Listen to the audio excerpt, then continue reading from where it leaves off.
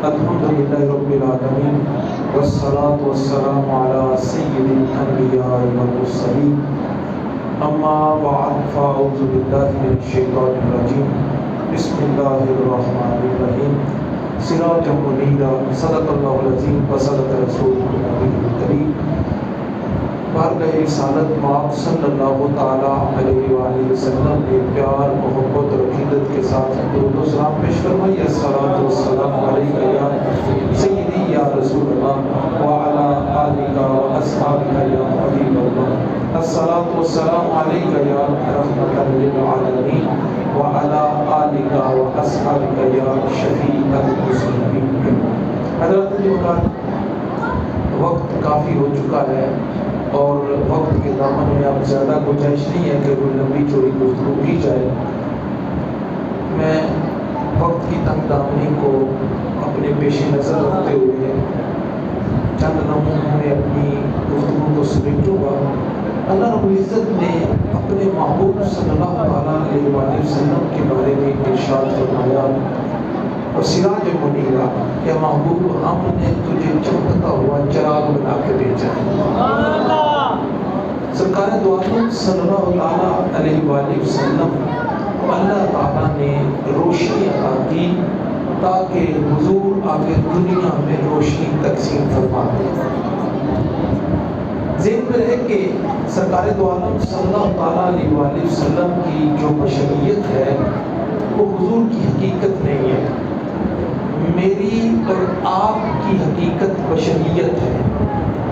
یہ جو جسم آپ کو نظر آتا ہے نا، یہ بشر کہلاتا ہے۔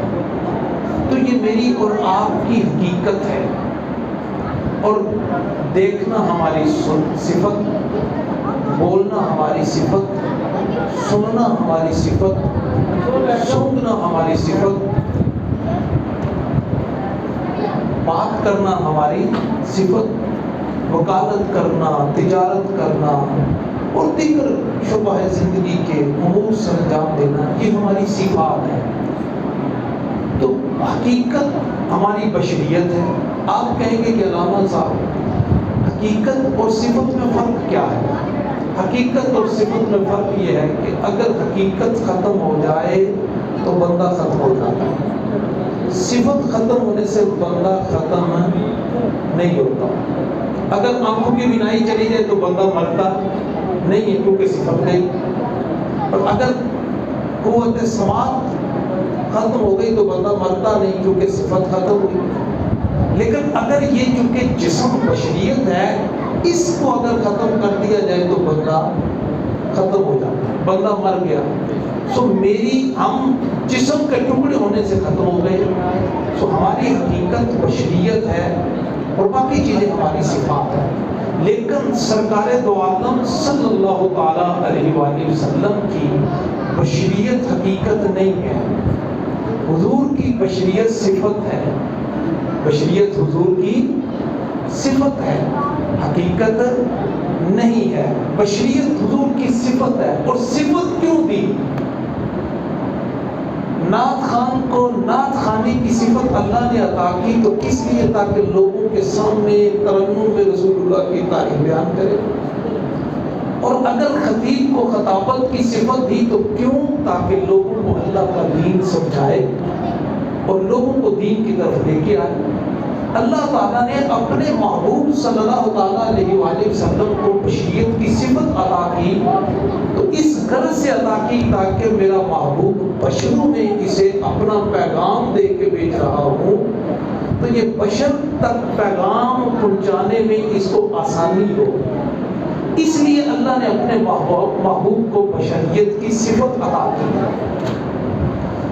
تو سرکار دو عالم صلی اللہ علیہ وآلہ وسلم کی جو یہ بشریت ہے، یہ صفت ہے، اور صفت حضور کی خاطر اس کی عطا نہیں کی گئی بلکہ ہم مخلوق کی خاطر عطا کی گئی، اور بندوں کی خاطر تاکہ حضور اللہ کا پیغام ہم بشروں تک پہنچا دیں۔ اور یہ ایک بشر سے جو ہے وہ پیغام لینا اور ایک بشر تک پیغام پہنچانا، یہ بشریت کے ذریعے سے ہی ممکن ہوتا ہے۔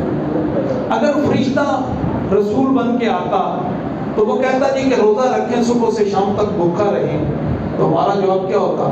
ہمارا جواب یہ ہوتا کہ تو فرشتہ ہے، تجھے نہ بھوک لگے نہ پیاس، نہ تجھے اونگ آئے نہ نیند، نہ تجھے تھکاوٹ ہو، نہ تجھے بول و براز ہو، تجھے کیا خبر کہ بندہ جب صبح سے شام تک بھوکا رہتا ہے تو اس پر کیا بیتتی ہے؟ اس لیے تو نہیں سمجھ سکتا، تو اس کا پیغام پہنچانا مشکل ہو جاتا۔ حضور کو بشر بنا کے بھیجا کہ جب حضور خود صبح سے شام تک بھوکے رہ کے دکھائیں گے تو اگلے کو سمجھ آ جائے گی کہ اگر رسول اللہ رہ سکتے ہیں تو پھر ہم بھی رہ سکتے ہیں، ہمارا اعتراض ختم ہو گیا۔ تو حضور کی جو بشریت اللہ نے عطا کی وہ ہم غلاموں اور ہم بندوں کے لیے عطا کی کہ محبوب تاکہ تو ان تک میرا پیغام پہنچا دے اور یہ آسانی ہو۔ اچھا، آپ یہ سوال کریں گے کہ علامہ صاحب اگر بشریت حضور کی صفت ہے تو پھر حضور کی حقیقت کیا ہے؟ تو میرا جواب یہ ہوگا کہ حضور کی حقیقت نہ بشریت ہے نہ نورانیت ہے۔ حضور کی حقیقت کیا ہے؟ حضور سرکار دو عالم صلی اللہ علیہ وسلم نے خود ارشاد فرمایا، حضور نے فرمایا لم یعرفنی حقیقتا غیر ربی یا ابا بکر، فرمایا ابو بکر تو سفر حضر میں میرے ساتھ رہا، تو جلوت خلوت میں میرے ساتھ رہا، تو نے بھوک اور پیاس میرے ساتھ کاٹی، تو صبح میرے ساتھ رہا تو شام میرے ساتھ رہا، تو ہر جگہ میرے ساتھ رہا، کہیں یہ نہ سمجھ لینا کہ تو نے میری حقیقت کو جان لیا ہے۔ فرمایا لم یعرفنی حقیقتا غیر ربی، ابو بکر میری حقیقت کو میرے رب کے علاوہ جانتا ہی کوئی نہیں، میری حقیقت کو میرے رب کے علاوہ کوئی نہیں جانتا، میری حقیقت فقط رب جانتا ہے۔ اور اگلی بات کر دوں کہ رب کی حقیقت بھی مصطفیٰ کے علاوہ کوئی نہیں جانتا۔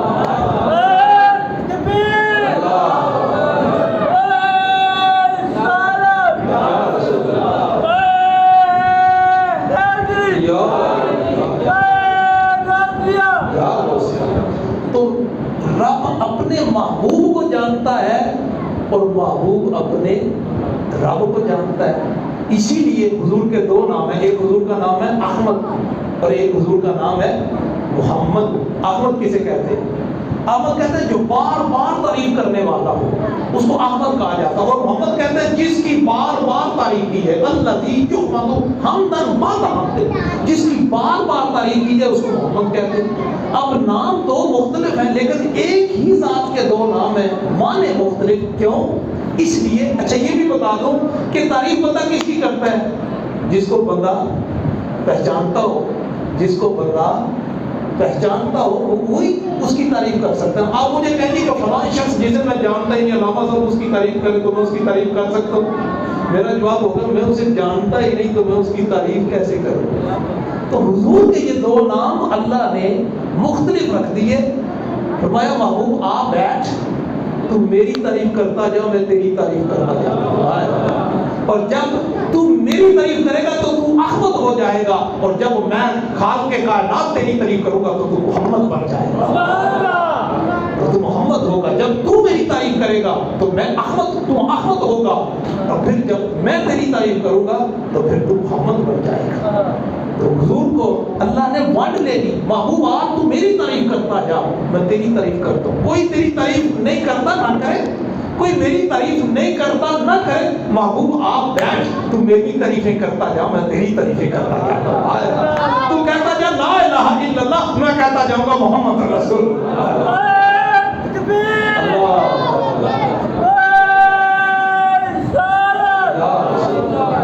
تو حضور کی حقیقت کو اللہ کے علاوہ کوئی نہیں جانتا۔ سو بشریت یہ حضور کی صفت ٹھہری۔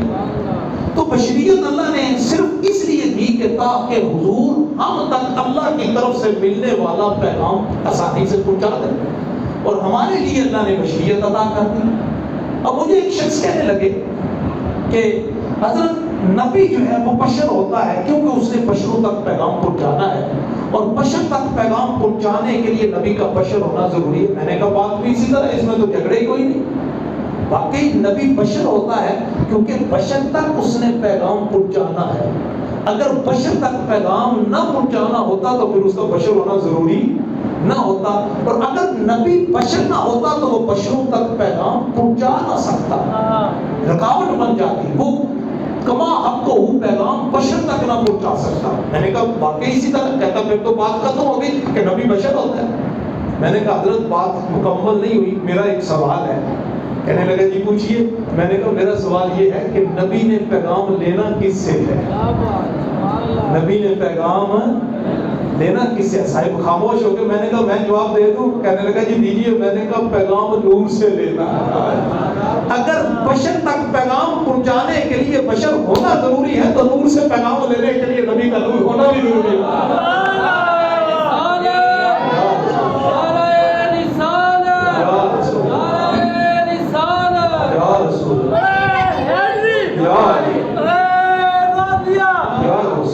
اللہ سے پیغام لینے کے لیے نبی کا نور ہونا ضروری, اور بشر تک پیغام پہنچانے کے لیے نبی کا بشر ہونا ضروری. سو نورانیت بھی حضور کی صفت اور بشریت بھی حضور کی صفت ہے. لوگ جھگڑے میں پڑ گئے, کسی نے نورانیت کو حقیقت جانا تو کسی نے بشریت کو حقیقت جانا, دونوں گمراہ ہوئے.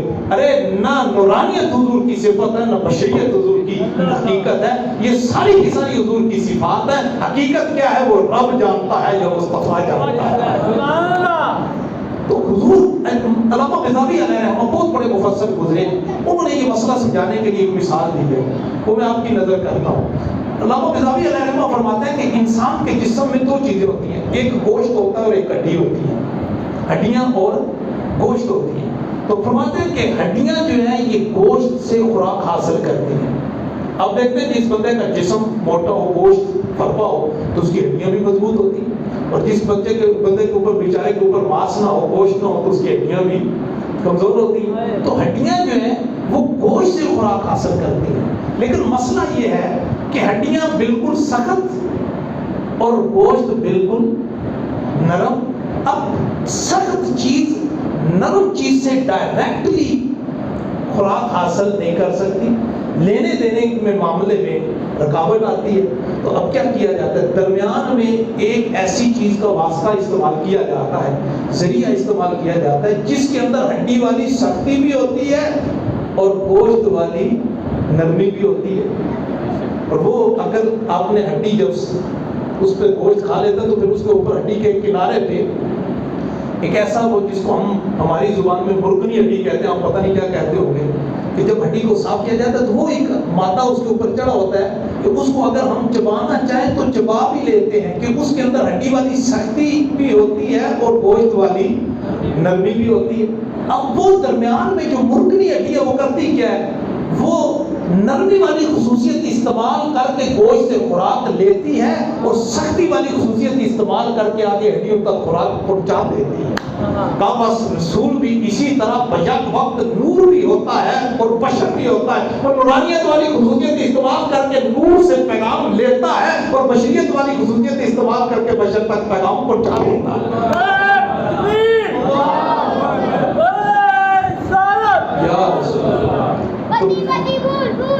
نبی بیک وقت نور بھی ٹھہرا اور بشر بھی ٹھہرا, اور اسی اپنی نورانیت والی خصوصیت استعمال کرتا ہے اور نور سے پیغام لیتا ہے, اس سے فیض لیتا ہے, اور پھر کیا کرتا ہے, بشریت والی خصوصیت استعمال کر کے اندر بشر تک پیغام اور فضا پہنچا دیتا ہے. اسی لیے فرمایا محبوب ہم نے تمہیں چمکتا ہوا چراغ بنایا ہے. چراغ کیا ہوتا ہے, چراغ کی خصوصیت یہ ہوتی ہے کہ چراغ کے ساتھ دوسرا چراغ لگایا جائے تو وہ بھی جل جاتا ہے, اور جتنے چراغ چاہیں اس سے جلا لیں, ہزاروں لاکھوں چراغ جلا لیں, لیکن چراغ بھی جلتے رہتے ہیں, اس چراغ کی اپنی روشنی میں بھی کوئی کمی نہیں آتی. محبوب تجھے چراغ بنایا ہے, تیرے سے روشنیاں کئی چراغ حاصل کرتے رہیں گے. کوئی تجھ سے روشنی حاصل کر کے داتا کی حجویری بن جائے گا, کوئی تجھ سے روشنی حاصل کر کے غوث اعظم بنے گا, کوئی معین الدین چشتی اجمیری بن جائے گا, کوئی بابا جی فرید الدین گنج شکر بن جائے گا, اور کوئی بابا جی خاتم حسین رضوی بن جائے گا.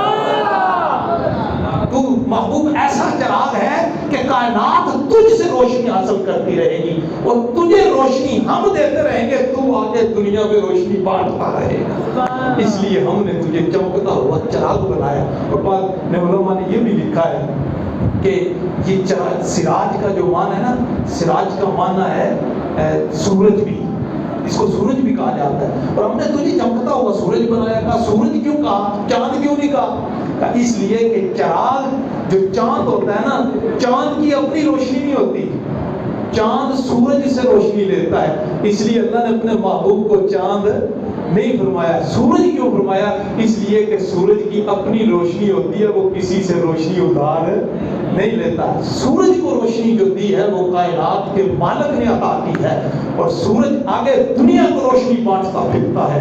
اور پھر کیا ہے کہ بس وہ رب سے روشنی دی ہوئی اس روشنی سے پوری کائنات کو روشن کرتا ہے. فرمایا مصطفیٰ کو یہ سورج بنایا ہے کہ مصطفیٰ ہماری دی ہوئی روشنی سے پوری کائنات کو روشن کرتا ہے. اور پھر کیا ایک بات کر کے ختم کرتا ہوں کہ زمین اگر ناپاک ہو جائے تو اس کو پاک کرنے کا طریقہ کیا ہے؟ کپڑا اگر ناپاک ہو تو اس کو ہم کس طرح پاک کرتے ہیں کہ اس کو ایک دفعہ تار کیا اور پھر نچوڑا, پھر تار کیا, پھر نچوڑا, پھر تار کیا, اور پھر 3 دفعہ تار کریں نچوڑیں تو وہ کپڑا پاک ہو جاتا ہے. اب زمین کو نہ ہم دھونے سے بھی رہے اور نچوڑنے سے بھی رہے, تو اس کو کس طرح پاک کیا جاتا ہے؟ فقہ فرماتا ہے کہ زمین جو ہے جب ناپاک ہو جاتی ہے تو اس کو پاک سورج کی روشنی کرتی ہے, کہ جب زمین خشک ہو جائے تو وہ خود بخود پاک ہو جاتی ہے. زمین خشک ہو جائے تو وہ خود بخود کروڑوں میل دور, سائنس پڑھے نا تو سورج ہم سے کتنی کروڑوں میل دور ہے.